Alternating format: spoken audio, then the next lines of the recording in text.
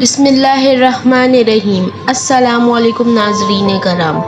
بیوی غصے پہ کنٹرول نہ کرتے ہوئے اپنے شوہر سے کہنے لگی، اگر تم مرد ہو تو مجھے طلاق دو، میں ایک سیکنڈ بھی تمہارے ساتھ نہیں رہ سکتی۔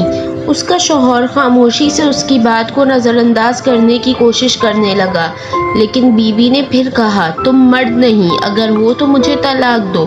حالانکہ اس کی بیوی نے ایک پاک باز اور اچھی سیرت والی عورت تھی، لیکن یہ سب غصے کی حالت میں اس کی زبان سے نکل رہا تھا، اور اس موقع پر شیطان پوری کوشش میں تھا کہ میاں بیوی کو ایک دوسرے سے الگ کر دے۔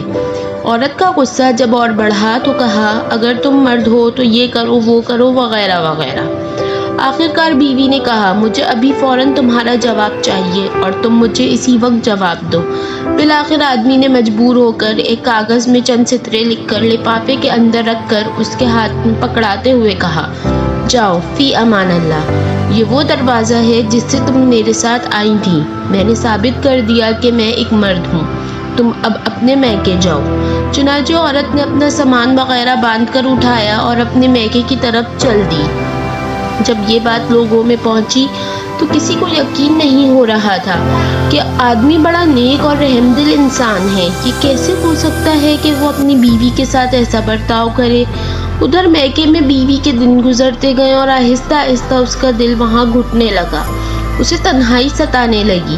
تو ایک دن اس نے شوہر کو فون کیا اور رونے لگی، کہا، تم میرا سب کچھ ہو، میں تمہارے بغیر نہیں رہ سکتی۔ آدمی نے جواب دیتے ہوئے کہا، ام محمد، تم آخر اب مجھ سے کیا چاہتی ہو؟ بیوی نے کہا، میں غلط تھی، اور کہا، مانا کہ تم مرد ہو لیکن میں ایک ناقص العقل عورت ہوں۔ آدمی نے جواب دیا، یہ تو تمہارا مطالبہ تھا جو میں نے پورا کر دیا، اور تم مجھے ثابت کرنے دو کہ میں مرد ہوں۔ بیوی نے کہا، مانا کہ تم مرد ہو لیکن میں ایک ناقص العقل عورت ہوں۔ آدمی نے جب دیکھا کہ عورت اس کے سامنے اپنی بے بسی اور دکھ کا اظہار کر رہی ہے تو اس نے کہا، اچھا جاؤ ذرا وہ لفافہ کھول کر دیکھو جو میں نے تمہیں لکھ کر دیا تھا۔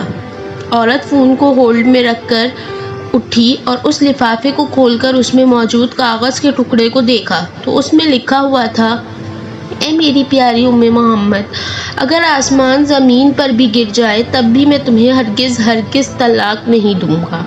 یہ تھا اصل کاغذ جو اس نے اس وقت بیوی کو دیا تھا، لیکن بیوی نے سمجھا تھا کہ اس میں طلاق طلاق طلاق لکھا ہوگا۔ جب بیوی نے کاغذ پڑھا تو رونے لگی اور روتے ہوئے کہا، اے میرے سرتاج، آپ تو مردوں کے مرد نکلے۔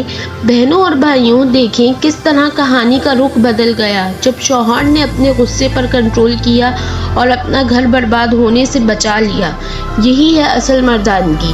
جو لڑکی زبان درازی ہوتی ہے اس کو طلاق ہوتی ہے، جو لڑکی بہت زیادہ ضدی ہوتی ہے اس کو طلاق ہوتی ہے، جو لڑکی ہر بات پر گھر والوں سے ٹیوشن لیتی ہے اس کو طلاق کی ڈگری ضرور ملتی ہے، جو لڑکی دوسرے لوگوں کی باتوں میں آ جاتی ہے وہ اپنا گھر خراب کر لیتی ہے۔ گھر کو برباد کرنا اور آباد کرنا لڑکی کے اپنے ہاتھ میں ہوتا ہے۔